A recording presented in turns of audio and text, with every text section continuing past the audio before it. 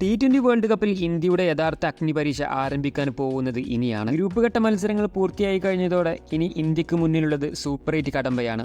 ആദ്യ 3 മത്സരങ്ങളാണ് super 8-ൽ India കളിക്കുക. ഇതിൽ 2 എണ്ണമെങ്കിലും ജയിച്ചില്ലെങ്കിൽ സെമി ഫൈനൽ കാണാതെ ഇന്ത്യക്ക് നാട്ടിലേക്ക് വിമാനം കയറേണ്ടി വരും. കരുത്തരായ ഓസ്ട്രേലിയ, അഫ്ഗാനിസ്ഥാൻ എന്നിവരെ കൂടാതെ ഒരു ടീം കൂടി സൂപ്പർ 8-ൽ ഇന്ത്യക്കൊപ്പം ഉണ്ടാവും. തീർത്തും വ്യത്യസ്തമായ പിച്ചും സാഹചര്യങ്ങളുമാണ് സൂപ്പർ 8 മുതൽ ഇന്ത്യയെ കാത്തിരിക്കുന്നത്.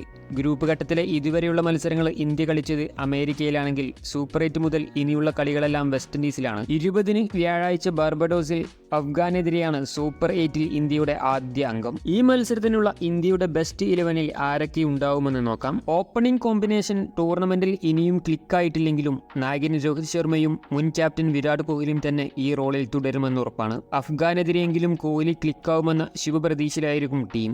മികച്ച റെക്കോർഡാണ് അവർക്കെതിരെ അദ്ദേഹത്തിനുള്ളത്. കോഹ്ലി T20-ൽ ഏക അന്താരാഷ്ട്ര സെഞ്ചുറി നേടിയിട്ടുള്ളത് അഫ്ഗാനെതിരെയാണ്.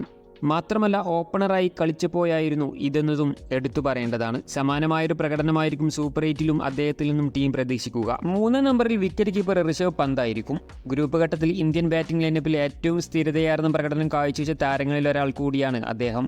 തുടർന്നുള്ള മത്സരങ്ങളിലും ഇമ്പാക്റ്റുള്ള ഇന്നിംഗ്സുകൾ ഋഷഭിൽ നിന്നും ടീമിന് ആവശ്യമാണ്. 4 നമ്പറിൽ സൂര്യകുമാർ യാദവ് തുടരും. ആദ്യത്തെ 2 കളിയിലും ബാറ്റിംഗിൽ ഫ്ലോപ്പായെങ്കിലും അമേരിക്കക്കെതിരെ റൺ ചേസിൽ അപരാജിത 50-യോടെ അദ്ദേഹം തന്റെ ഫോം തിരിച്ചെടുത്തിരുന്നു. 5-ാം നമ്പർ ശിവൻ ദുബെയാണ് ഗ്രൂപ്പ് ഘട്ടത്തിൽ ഇന്ത്യ കളിപ്പിച്ചത്. എന്നാൽ അമേരിക്കയുമായുള്ള കളിയിൽ 30-ന് മുകളിൽ സ്കോർ ചെയ്തത് ഒഴിച്ചു നിർത്തിയാൽ താരം ഫ്ലോപ്പായിരുന്നു. ബോളിംഗിലാവട്ടെ 3 ഇന്നിംഗ്സുകളിലായി ഒരിക്കൽ മാത്രമാണ് ദുബെ ബോൾ ചെയ്തിട്ടുള്ളത്. ബോളിംഗിൽ ടീമിന് അദ്ദേഹത്തെ ആവശ്യമില്ലെന്ന് തന്നെയാണ് ഇത് ശരിവയ്ക്കുന്നത്. അതുകൊണ്ട് തന്നെ ദുബൈക്ക് പകരം മലയാളി താരം സഞ്ജു സാംസണിനെ 5-ാം നമ്പറിൽ ഇന്ത്യ കളിപ്പിച്ചേ തീരൂ. ബാറ്റർ എന്ന നിലയിൽ ദുബെയേക്കാൾ ഒരുപടി മുകളിലാണ് സഞ്ജു. അതിനാൽ തീർച്ചയായും സ്ഥാനം അർഹിക്കുന്നതും അദ്ദേഹം തന്നെയാണ്. 6-ാമനായി വൈസ് ക്യാപ്റ്റനും ഓൾറൗണ്ടറുമായ ഹാർദിക് പാണ്ഡ്യ കളിക്കും. തുടർന്ന് അക്ഷർ പട്ടേലിന്റെ ഊഴമായിരിക്കും. രവീന്ദ്ര ജഡേജയെ ടീമിന് ആവശ്യമില്ല. ഗ്രൂപ്പ് ഘട്ടത്തിൽ അതിനുള്ളൊരു അവസരവും അദ്ദേഹത്തിന് ലഭിച്ചിരുന്നില്ല. ജഡേജയ്ക്ക് പകരം സ്പെഷ്യലിസ്റ്റ് സ്പിന്നർ കുൽദീപ് യാദവിനെയാണ് ഇന്ത്യ കളിപ്പിക്കേണ്ടത്. വിൻഡീസിലെ പിച്ചുകൾ സ്പിന്നർമാരെ തുണയ്ക്കുന്നതിനാൽ ഇമ്പാക്റ്റ് ഉണ്ടാക്കാനും കുൽദീപിന് സാധിക്കും. പേസ് ബോളിംഗ് നിരയിൽ